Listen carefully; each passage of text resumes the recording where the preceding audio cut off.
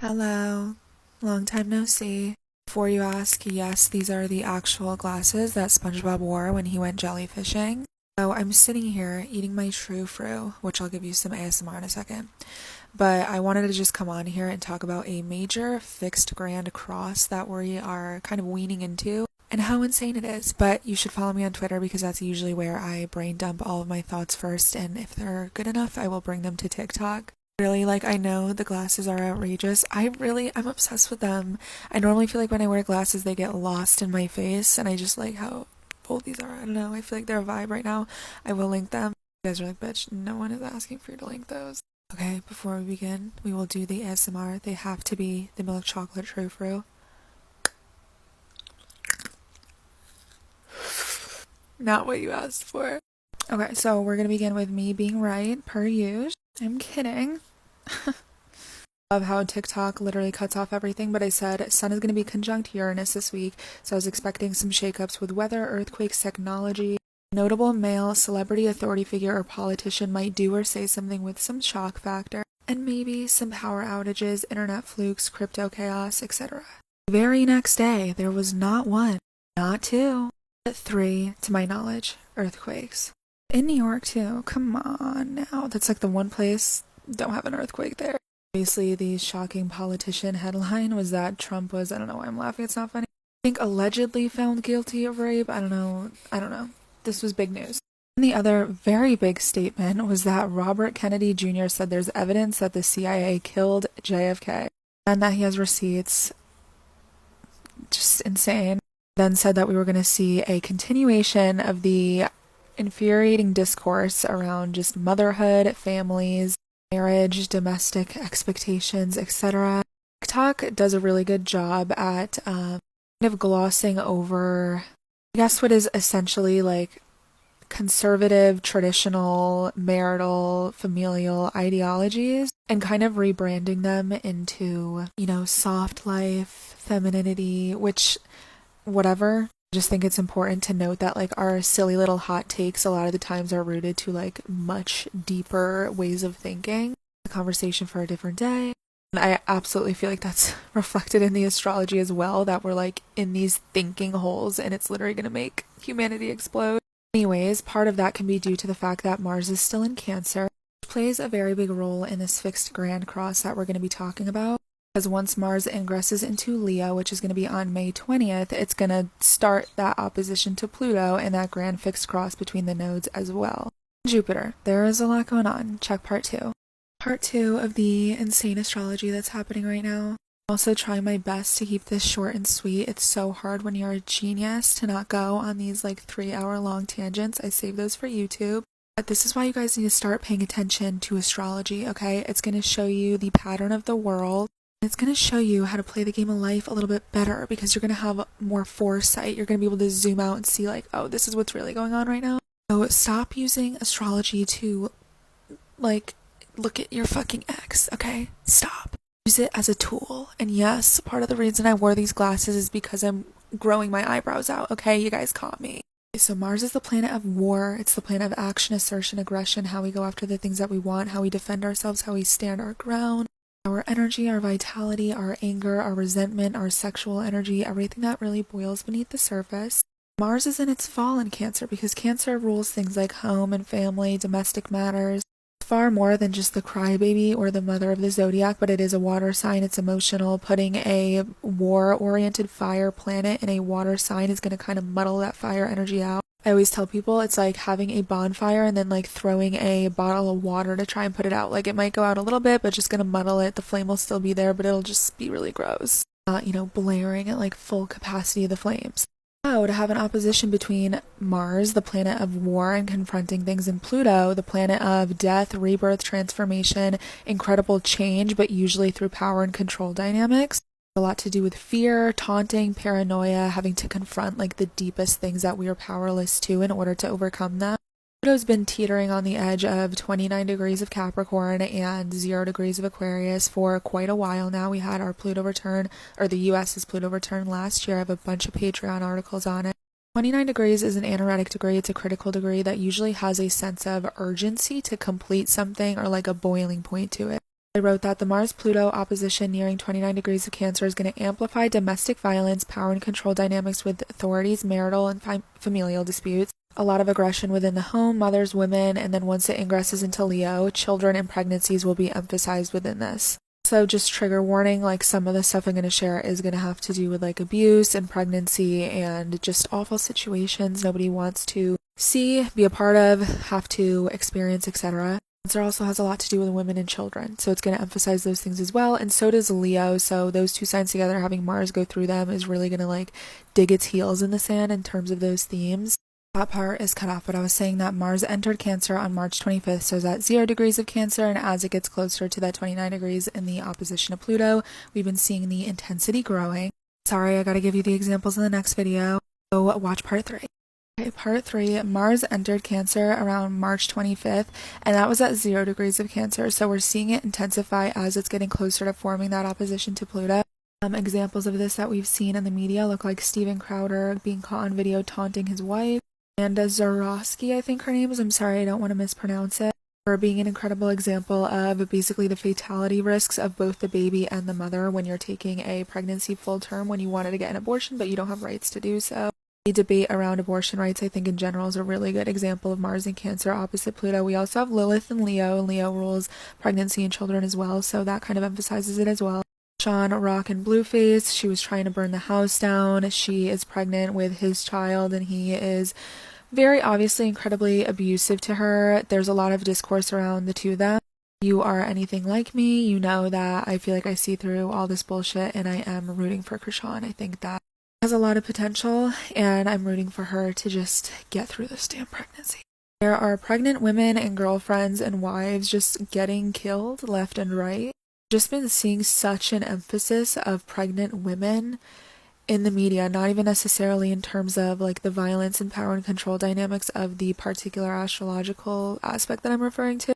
I saw a viral video of a pregnant woman talking about how she got catcalled, and then once the guy realized that she was pregnant, he was like, "Oh ma'am, I'm sorry," which we know is not respect for the woman or the baby, but rather the man that got her pregnant. That is the only reason he apologized.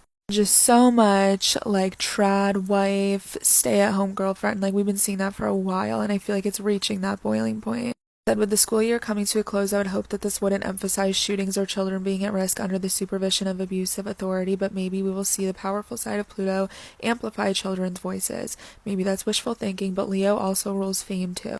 Then I was saying that it reminds me of the Parkland shooting students who basically like took a political stand and kind of got public notoriety for it. In terms of just more, I don't want to say more mundane things, but things that we could just see happening in our neighborhoods or just like, you know, in headlines. Look like house fires, property damage. Opposite Pluto could look like arson, fraud, and an attempt to collect insurance, inside jobs, as in breaking familial trust, betrayal, with Mercury retrograde in Taurus, like real estate, tax evasion, money laundering, things like that. Because we're combining again Martian themes with Cancer and then adding that opposition to Pluto, which is going to form the grand fixed cross between the nodes nearing the very early degrees of the Taurus and Scorpio axis as well. And Jupiter is about to enter Taurus on I want to say May 20th, so there's a really big strong fixed grand cross there, which leads us down memory lane in terms of the US's history and how this is similar to things that we've seen before, and I will talk about that in part 4. Part 4 of the insane astrology that we have right now, and even if you're not really into astrology or you don't believe in it, I would really consider watching this because it's kind of uncanny, the things that we're going through now and how they're reminiscent of historical things in the US in terms of threats of war, really big hacking scandals, and just notable events. I want to start off by acknowledging that if you feel very intense, you're not wrong. You're just feeling the reflection of what's going on astrologically. So we did just have an eclipse on May 5th that was in Scorpio, and it was very intense. However, that energy has already peaked, and we'll see it kind of resurface around the fall when we have the second set of eclipses, or we'll see the results of it materialize around that.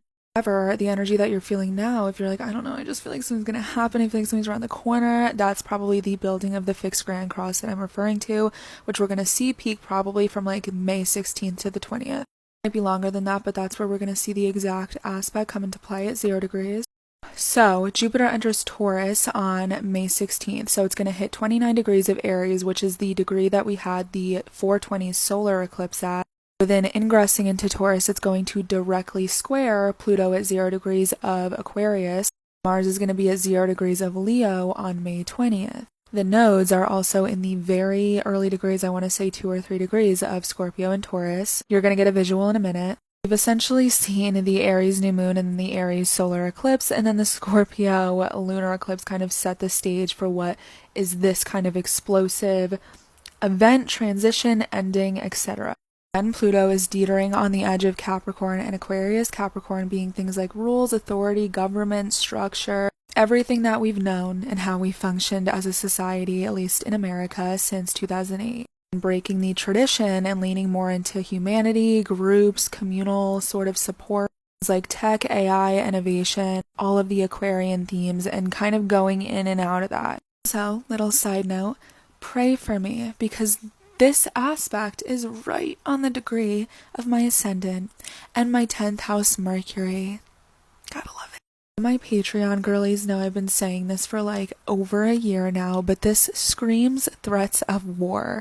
I wrote 2 articles on Patreon in 2022 about America's Pluto return, one of them being The Death of the Dollar, analyzing the actual Pluto return, but in these articles I quoted a lot of Ray Dalio. Ray Dalio is a billionaire. He is the founder of the world's largest hedge fund, and he talks a lot about the New World Order, essentially like the fall of empires, and has a lot of research on that. I quoted him saying, "No system of government, no economic system, no currency, no empire lasts forever, yet almost everyone is surprised and ruined when they fail." He talks about how an empire usually lasts only around 250 years before it's destroyed and needs to be rebuilt, which is around the same time as how long a full Pluto transit takes. Watch the next one. Part 5 of the insane astrology that we have going on right now and how it's reflective of all of the chaos that we're seeing in the news. So, here are Ray Dalio's signs that an empire is in decline, that it's failing, that it's imploding. Interest rates hit 0%, money printing, financial crisis, wealth gaps, internal conflict, and external conflict. It refers to this as the big cycle in which there is a upswing, a peak, and then a plummeting downfall. That's almost inevitable. And I think you can see here that we're pretty much at step 18. Talk a lot about my predictions for all of this in terms of finances, government, laws, and then also things like aliens and things that we're just seeing, like, again, TikTok disputes and how the little social commentary that we think isn't a big deal in here is actually building much larger ideologies that are basically just repeating history in a bad way. You can watch that there. But this is the part that I was like, oh! So this grand fixed cross that we're experiencing here. Got the nodes in Taurus and Scorpio. We have Pluto opposite Mars in Leo and Aquarius. Uranus hovering at the diabolical degree. Yeah, this aspect is the same exact aspect that occurred in 1939, right before World War II. Except it was flipped. Pluto was in Leo, Mars was in Aquarius, and the nodes were flipped as well. We had the North Node in Scorpio and the South Node in Taurus. So this was May of 1939, but World War II did not begin until September. It began when the nodes hit 0 degrees of the Taurus and Scorpio axis, which will happen for us on July 12th. Also incredibly crucial to note that Uranus was at 18-19 degrees at the same time as well. This is the Sabian symbol for 18 and 19 degrees of Taurus. It says pure receptivity. When the mind is open, the spirit can enter. Pure receptivity that sponsors spiritual breakthrough. The graphic, you could say, would be a new continent rising out of the ocean, new realities emerging. So I do think war, point blank period, because the dramatic exposition of reestablishing itself, transform its complete character and circumstances. All of these themes heavily mirror all the ideas of, an empire falling and needing to be rebuilt. Aquarius is very rebellious. It likes to question authority. It's very much like, screw the man, we will figure it out on our own. We don't need somebody telling us what to do. And Pluto, teetering on that edge again of Aquarius and being direct in Aquarius next year, seeing the wheels start to spin in a very revolutionary way. Sorry, go watch part 6. Part 6. Okay, so in the last chart that we were looking at, being like, okay, this is the exact same fixed grand cross, but the signs are flipped. I was like, okay, when was the last time Pluto was at 0 degrees of Aquarius? What the hell was going on? And it was actually during the American Revolutionary War. With that being said, and looking at the World War II chart, it didn't begin right when we had the aspect that we're going to be having within the next week or so, from May 16th or so to the 20th and onward. World War II began again in September of that year, so a few months later, once the nodes hit 0 degrees. We're going to have the nodes hit 0 degrees of Taurus and Scorpio on July 12th. Aries is independence and Libra is partnership. I think on a more, lighthearted level, this could look like a lot of people getting divorces and embracing singlehood, wanting to be more independent. On a bigger level, it could look like people doing more community efforts rather than relying on, some authority figure to give them the green light for something. So maybe like Facebook groups with your neighborhood and having some sort of like barter system as opposed to having to go to the store and buy stuff. I'll trade you my chicken's eggs for my garden's tomatoes sort of thing. And then on a much larger level, it could look like the people, citizens, kind of fighting back in terms of our leaders and authority. It's going to be a million different things. It's never one thing, and this is really going to set the stage for what is essentially the next 20 years. I also think that AI and technology heavily overlaps all of this, but I'm focusing more on the war aspect in terms of like seeing this repeat in history. So I don't think that we're going to be in a full-blown war until 2026 when Uranus enters Gemini, which was also present during World War II, and Saturn was in Aries as well. And Aries, again, is the sign of war. It's very assertive, aggressive, but it's also the first. It's a new beginning. It's a new chapter. It's the first sign of the zodiac. It kicks off an entire new zodiacal chapter. If we focus on Jupiter's participation in this grand fixed cross, it's going to be going into Taurus. So the last time that it was in Taurus was in 2011. So here are some things that happened in 2011. We had some cyber attacks. We had a lot of vulnerabilities in terms of technological hacking. The FDA had to put warning labels on cigarettes. We had same-sex marriage become legal in New York. Anthony Weiner photo scandal, which to my memory, I don't want to look back at it too much, but I'm pretty sure it was something where there was like nudes leaked of him sending it to women, but it wasn't emphasized too much that I'm pretty sure there was children involved. I think he was either sending them to or had photos of a minor. I'm going to touch on that again in a second. 16 members of Anonymous were arrested. I'm so surprised Anonymous has not come forward within the time frame that we're in, but that's very Pluto and Aquarius. Of hacking. Oh, and that Medicare is going to run out in 2024. So that's good. We're on our way. Well, let's talk about Mars a little bit more because she's the heavy hitter in this. Part 7, it is June, July. Mars is in Leo.